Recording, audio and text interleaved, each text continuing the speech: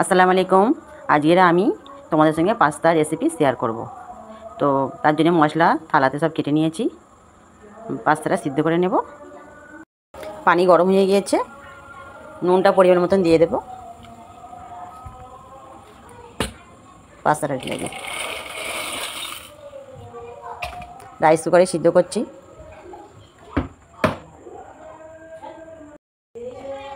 Capsicum ব্যবহার করব, tomato কুচি, গাজর, পেঁয়াজ, শসা, কাঁচামরিচ কুচিয়ে রেখেছি, 3টে ডিম, সয়া সস, লাল লঙ্কার সস, কাসুন্দি, সবজি লঙ্কার সস, কিষানজাম, সাদা তেল ব্যবহার করব।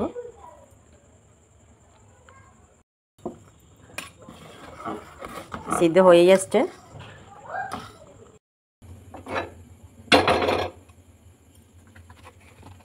কড়াই তেল দিয়ে দেবো। সাদা তেল ব্যবহার করছি।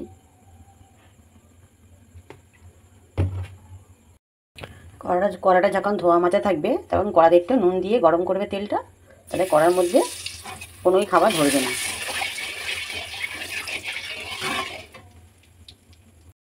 এই কাঁচা সবজিগুলো একটু তেলের উপরে ভেজে নেব। এর উপরে এবারে মশলা দেব।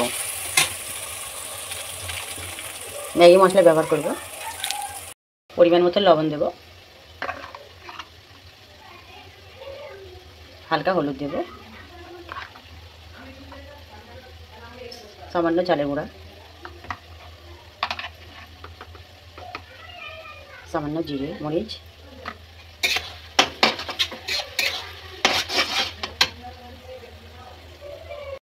মিট মশলা।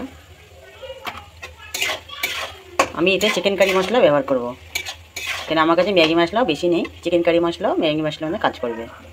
3টে ডিম ভেঙে নিয়েছি, ফ্রাই করে নেব।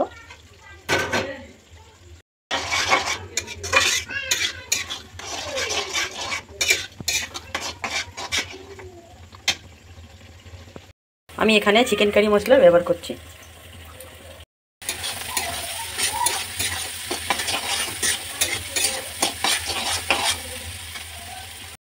ম্যাগি মশলাটা দিয়ে দিচ্ছি।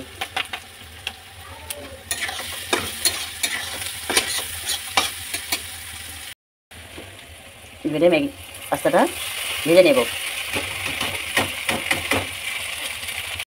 পাস্তাটা এবারে ভালো করে ভেজে নেব। দেখতে পাচ্ছেন এখনই কত সুন্দর কালার হয়েছে।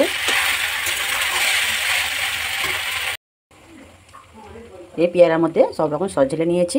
টমেটো সস, কাসুন্দি, সবুজ সস, তারপরে সয়া সস, সব রকম সস পেয়ারার মধ্যে নিয়ে নিয়েছি। এরপরে আরও সুন্দর কালার হবে।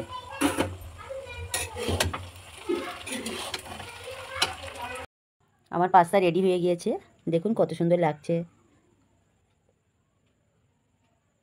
বাবু একটু খেয়ে দেখো তো কেমন লাগছে। দারুণ হয়েছে খেতে।